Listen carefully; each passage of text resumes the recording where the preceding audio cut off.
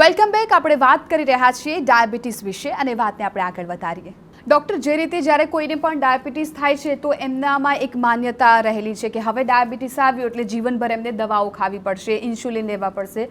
તો શું ખરેખર તમે અત્યારે જે પ્રકારે વાત કરી રહ્યા છો એ પ્રકારે તમે કહી રહ્યા છો કે જડમૂળથી એને નાબૂદ કરી શકાય છે, તો આ જ પોસિબિલિટી છે?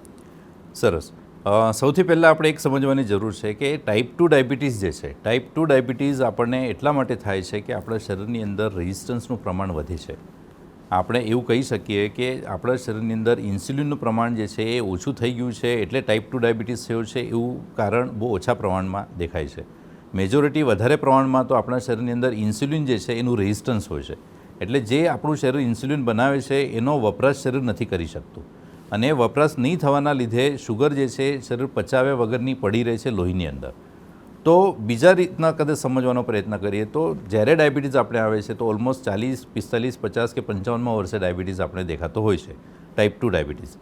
તો આ 45-50 વર્ષ દરમિયાન જ્યારે ડાયાબિટીસ આપણે દેખાય છે તો એક સિમ્પલ લોજિક એવું લગાડીને આપણે વિચારી શકાય કે આ ડાયાબિટીસ આપણે ઉંમરના 20, 15, 20 વર્ષ કે 25 વર્ષથી લઈને 45, 40 વર્ષ સુધી કેમ નહીં હતો? એનું કારણ આપણા શરીરની અંદર ક્યાંક ને ક્યાંક ઉર્જાનું વ્યવસ્થિત પ્રમાણમાં પાચન અને ઇન્ટેક આ વસ્તુ આપણા શરીરની અંદર મેનેજ થતી હતી અથવા તો શરીર મેનેજ કરી શકતું હતું. પણ 40, 45, 50 વર્ષ પછી આ મેનેજમેન્ટ જે છે ક્યાંક ને ક્યાંક ખોરવાવા માંડ્યું અને એ ખોરવાનું કારણ ક્યાંક ને ક્યાંક આપણી લાઈફસ્ટાઈલ છે. આપણે જે ઇન્કમ છે અને જે ખર્ચ છે એ ક્યાંક આપણે સમજી નથી શક્યા. આપણા શરીર માટે કેટલા પ્રમાણમાં કઈ વસ્તુની જરૂર છે એ આપણે અન્ડરસ્ટેન્ડિંગ નહીં હોવાના લીધે ક્યાંક ને ક્યાંક આ ઇક્વેશન ખોરવાવા માંડ્યું અને ધીમે રહીને આપણે ડાયાબિટીસ દેખાવા માંડ્યું છે.